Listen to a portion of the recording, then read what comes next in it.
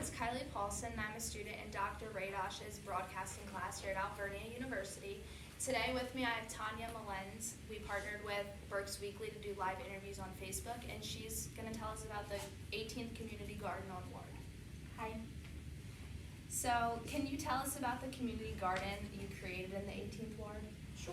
We took a piece of land that belonged to Reading Housing Authority and over 4 years turned it into a massive community garden that houses 38 plots right now and some beds and things like that. Very nice. Did you always have a love for gardening, or did it begin over the pandemic? I've always loved indoor plants. I've always had those. Over the pandemic, growing food became a thing. Very nice. It was probably a good thing to do during that time to avoid going out. What made you decide to pursue this idea? So I helped the Victory Task Force, for Berks County Victory Task Force, to distribute a whole bunch of little gardens in the Oak Brook area, which is where I work, is the 18th Ward, and they expressed a need for more access to land and more access to grow things. That was the catalyst for it. Very nice. How much work goes into keeping the garden going throughout the season? That's insane. It goes more work than you could ever imagine that you need to do. It requires volunteers, paid people, gardeners, and a lot of momentum, just pushing people. I could imagine. What are some of the hardest fruits or vegetables to grow? Tropical things take a very long time to grow here, so mostly they have to be started indoors or in greenhouses, and they cannot get put out until like really hot weather, so June. So things like squashes from Africa or some of the beans and things like that come from the Caribbean are harder to grow, but we still manage to do it. Very nice. How do you keep animals or insects away from your garden? You don't.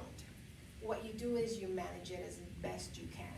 So insects, when it comes to like pest control, you try to plant things together that work with each other and help keep things away. But things like groundhogs and skunks, traps and rehoming them is the best that you can do, but mostly we just fence things off when we can. Yeah. Or we lose whole crops too, because overnight 2 groundhogs can eat an entire crop. Yeah. What kind of feedback have you received on the garden, whether it's from donors, volunteers, community? So community and gardeners want more space, as always the question and the ask. Donors and volunteers, the ones that originally helped to set it up are very proud, and they want to know, again, how they can help to expand it, but without land, we can't go any further. But it's been all positive. It's been nothing but positive feedback. Good. I'm glad to hear. That's probably heartwarming to you. How do you see the garden expanding in the next few years with more types of gardening or working in the area? Our garden in particular has no more room to go. Okay. But that doesn't mean that we're not helping other people create their own gardens. This year we helped Children's Home of Reading create their own raised bed garden, and we are helping other institutions create their own gardens, that way expanding the urban gardening movement in Reading. And there's so many grants that just came available right now from Secretary Reading. Very nice. That will help the creation of brand new ones and expand the ones that didn't have enough budget to expand. But for us, unless we get another plot of land, that's as far as we go. Okay. And it would be another plot of land like somewhere else? In the 18th Ward, but hopefully in walking distance to Oak Brook, which is the residential community that uses our garden, so they have better access to growing their own healthy food. Perfect. Very nice.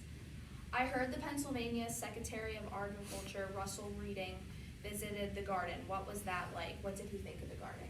So Secretary Reading was invited to participate in an urban ag tour that we created through the urban ag group that I'm a part of, and he couldn't make that tour, so he asked us to give him a tour in private, which we did. And he saw all the different gardens that we have in the city of Reading, but when he came to ours, it was a stop place, and we had lunch and we talked.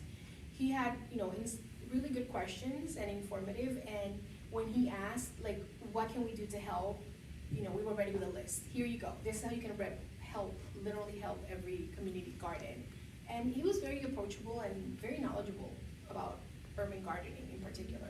That probably felt like an accomplishment for you to have somebody that big come out to your. To listen to us, to Yeah. actually have insightful questions and actually Mhm. want the feedback.